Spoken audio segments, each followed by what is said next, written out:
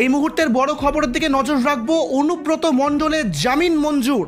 অবশেষে জামিন পেলেন অনুব্রত মণ্ডল। বীরভূমের বীরকেষ্ট অনুব্রত মণ্ডল, তার জামিন মঞ্জুর করা হয়েছে।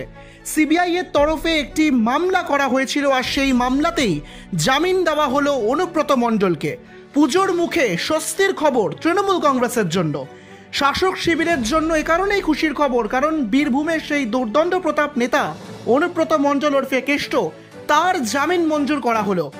যদিও জামিন মঞ্জুর হলেও আপাতত তাকে ছাড়া হচ্ছে না, তাকে আপাতত জেলেই থাকতে হবে। তবে সিবিআই এর করা একটি মামলাতে অবশেষে জামিন মিলল অনুব্রত মণ্ডলের।